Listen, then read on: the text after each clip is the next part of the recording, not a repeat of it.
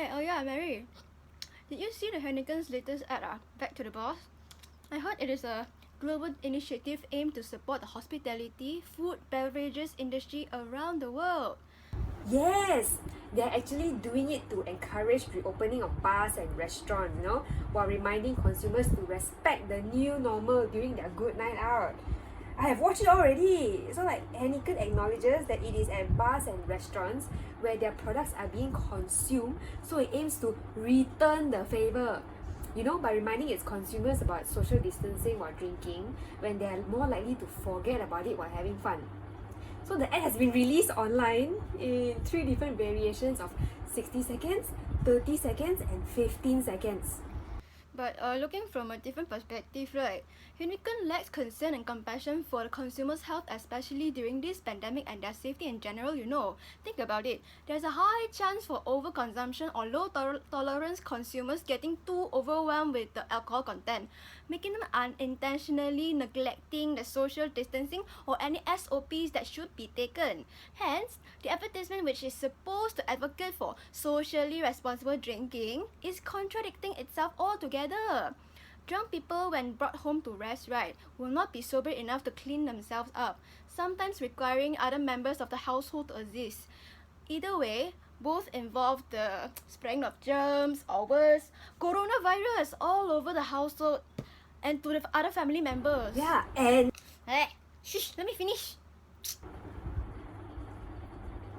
So as I was saying, consumers would also be intoxicated and oblivious to their surroundings and impair one's judgment and cause harm instead.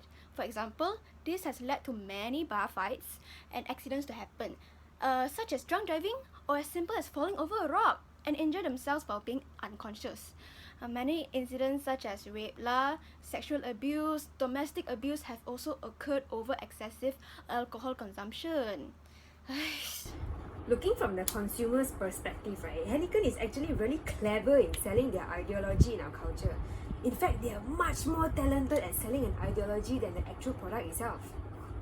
Look at it. It is trying to promote acceptance and confidence in a social context as a non-market good through taking alcohol, which has little to do with their product.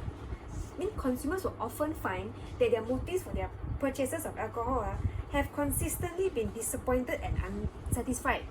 After a night of drinking, most people will end up feeling depressed, insecure, empty on the inside, and all the negative emotion comes crashing in like waves. However, alcohol is in fact a depressant which only gives an initial boost while drinking, but it is the total opposite after the chemical effect subsides. Also, some may think that the alcohol may buy them friendship, but a genuine friendship like ours will not grow overnight with everything flashing by like a blur when you're drunk. It requires deep and raw emotional connection, attentiveness, heart-to-heart conversations, emotional support, and sincere efforts. A good friendship or even happiness will not come as easily. They are not sold in bottles of alcohol. Think about it again. The advertisement is undermining the intellectual and emotional virtues of the consumer's reflectiveness.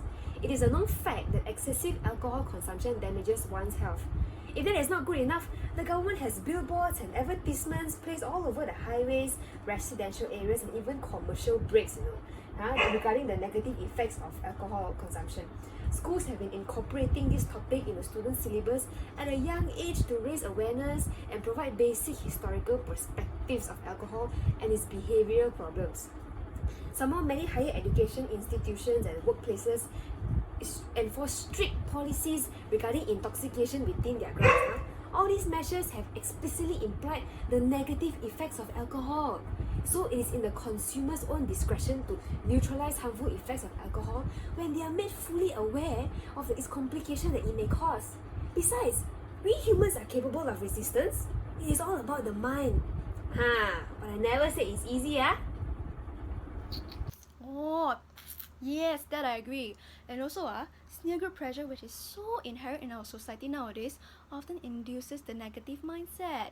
Think about it. There are repercussions, for not going along with the current trend of adding joy or celebrating moments together by having a glass of beer.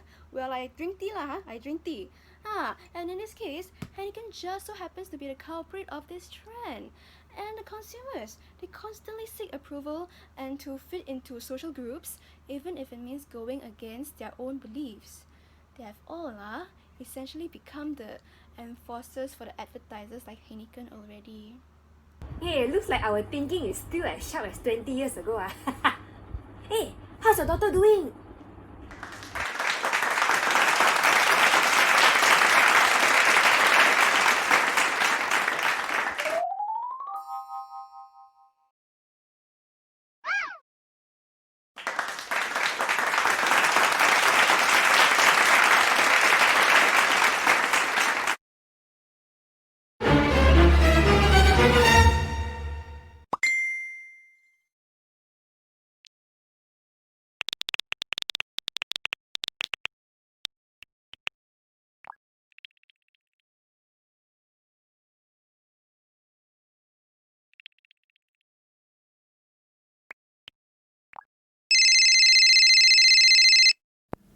Okay, before you say anything, you have to know that this ad was for sponsoring a new line of deodorant called Invisible for black and white. According to the campaign, this is a new product that is specifically designed to prevent discoloration of customers' clothes through excessive sweat, especially white garments. Yes, and since it was an online campaign, the ad was posted on NIVEA's Middle Eastern Facebook pages. Look, that shows a woman with dark hair wearing white in a brightly lit room promoting its Invisible for black and white deodorant. Now look at the tagline. It literally reads, "White is purity." Do you mean that the advertisement was an utter failure due to its incredibly racist subliminal message and its inability to connect with the core audience? Okay, look at it this way. The deodorant was marketed towards Middle Eastern countries where colorism is a prevalent issue and being light-skinned is preferred over dark skin, alluding that deodorant would help women be more white and pure, right? Yes, but how is it a big issue? Okay, wait, let me finish. The tagline, "White is purity," delivered was along the lines of allusions to white power. An association of whiteness with the notion of purity is detrimental in two ways. The assertion that Caucasians are superior on an ethically abstract basis and a distinctive physical one. This stigmatization of marginalized groups is evident in the caption posted to Facebook. By using words like clean and bright, NIVEA is stapling abstract standards of health and beauty onto a white content label in a region where being white is the ideal. Consequently, NIVEA has desensitized themselves to racism and colorism just to sell their deodorant. Oh, okay. I think I get you now. Okay, so hear me out. Looking from another perspective, the ad had also actively distinguished between black and white by using white and bright colored themes. With this ad around, people that have fairer skin may think that the ad is agreeing to what they are doing, and by classifying the white skin as an upper class. In fact, white supremacist group quickly jumped to the opportunity to call out NIVEA on this and comment on how they supported the new direction of the company was taking. Yes, Nicole, that's exactly what I meant. To add to your point, women might buy more of the deodorant in hopes of becoming pure and clean, yet may be disappointed when the deodorant ultimately fails to fix the actual issues such as racism and colorism. A deodorant is unlikely to fix the desires such as esteem and acceptance. To fulfill the desire to be esteemed and accepted, wisdom and compassion are needed and cannot be substituted by a deodorant no matter the tagline. However, I do think that we as human beings have the ability to ignore these beauty standards.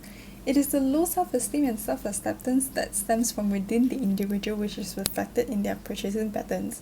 For instance, marketers tend to advertise cosmetics in Middle Eastern markets, where the majority of the women actually wear face veils. If the consumers can ignore the pressure to conform to Western ideals and adhere to their religious values, it is improbable that the tagline such as "white is purity" will have much of an effect. Now that you say that, NIVEA's Invisible deodorant campaign is clearly a product of a cultural climate that is saturated with deeply prejudiced definitions of beauty and purity. I mean, despite NIVEA's Associative Advertising campaign, the consumers still managed to reflect on the harmful effects of the ad. There was severe backlash in social media, and it was even shown in several news sites such as BBC and CNN. Ultimately, NIVEA put the whole ad campaign just 2 days after the launch. I guess we need to grab a coffee one day and talk about this issue in more detail. How about next year, when the pandemic is finally over?